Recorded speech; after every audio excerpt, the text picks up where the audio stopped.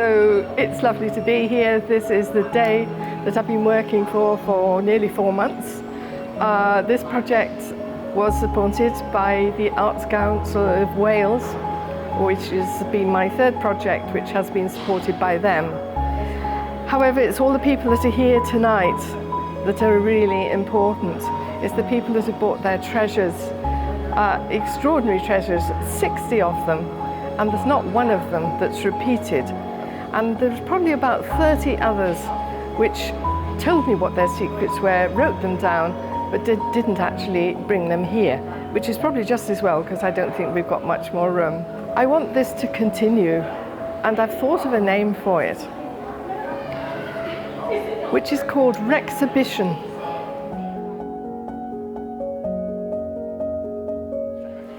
My name is Basha Platt. I'm an artist. I used to go to the North Wales School of Art and Design, which is now called Wrexham University. Now, I brought these treasures in, they're vinyl records, which are coming back in fashion rapidly. But the thing about vinyl is they're an art form.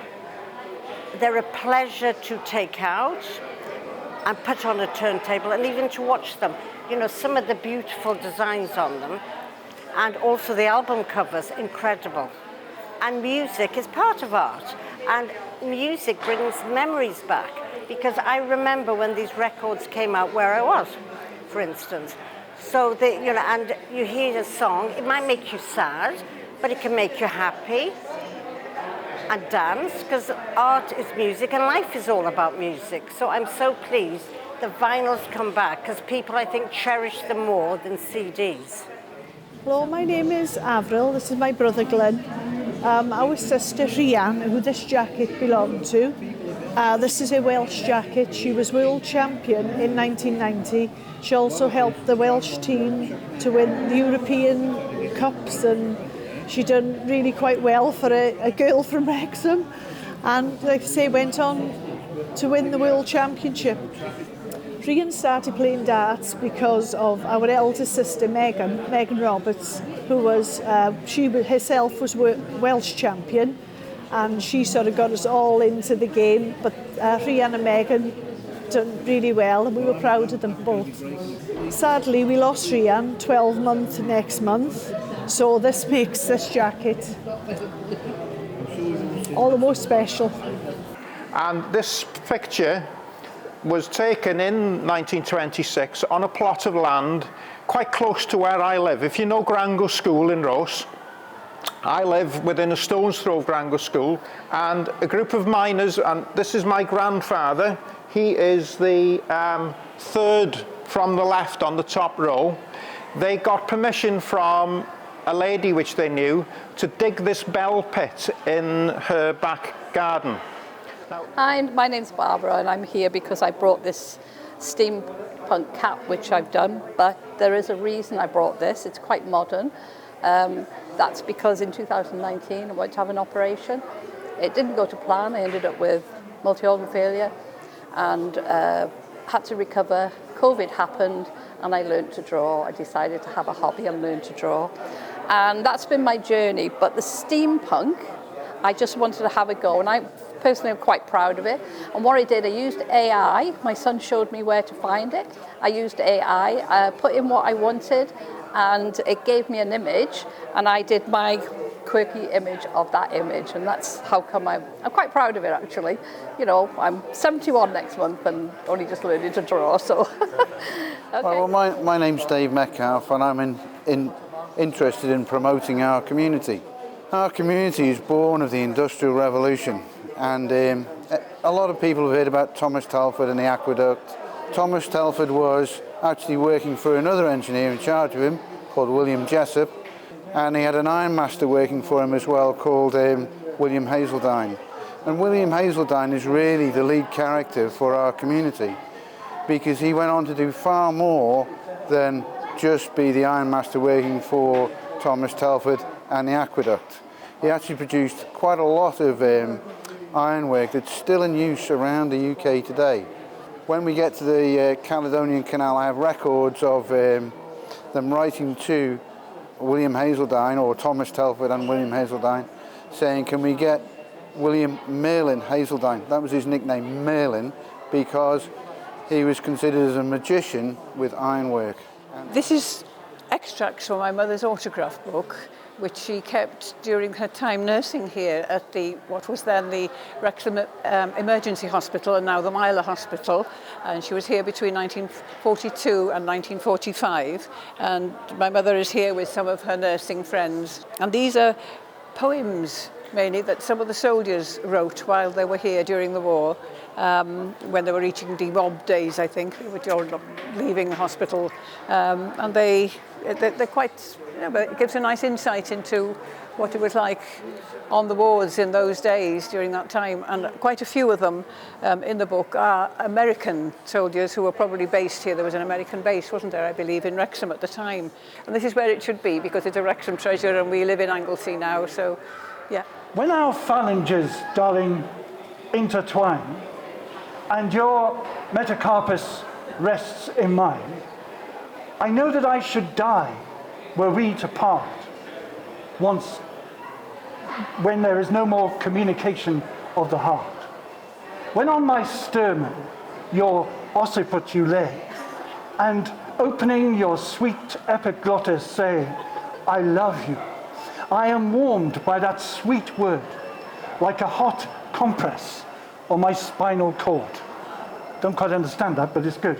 When my husband was in his mid-70s, we decided to go to art school in Wrexham, and we started off on the foundation course and went on to the degree course. And he was a wonderful artist. I lost him 18 months ago. But one of the pieces he made, we were strolling on the beach in Anglesey and we found some driftwood. He picked them up and turned them into this beautiful model of an eagle. And because it reminded him of the lectern in a church, we found a biblical piece, dyed it in tea and stuck it on. So I thought it was just a lovely reminder of just part of his artwork. So that's why I put it in the exhibition. I recently went to New Zealand to see my son and his family. And whilst we were there, I found these beautiful shells, Powie shells. And they were selling jewellery there made of them, but because I'm an artist and jewellery maker, I thought I'll make my own. So I brought back the shells, and I'm making jewellery, earrings, necklaces, bracelets, etc. And I found it exceedingly hard to drill. I broke 3 diamond-tipped drill bits on the shells. They were that hard. But what I like about the shells, they can only be caught under license. They can only be fished by free diving, which means they can't use breathing apparatus, so they can only bring up so much at a time. So it's not ruining them, and it leaves them there for future generations. I would like to introduce you to Rosa, who's with the Bom Dia, Portuguese group that meets here and has been the life and soul of my hearing, because I'd be sitting in here and I'd hear all this laughter coming from the next room, and that was from this wonderful group. But I made a little promise to myself that the 100th person who came into the exhibition would have a present. And when I looked at the book today with all the visitors we've had, guess who it was? It was Rosa.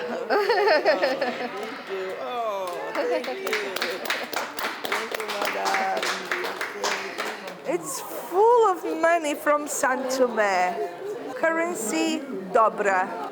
Lots of money that we find in Rosinha's treasures that herself and her daughter brought from Santo Tomé and Prince.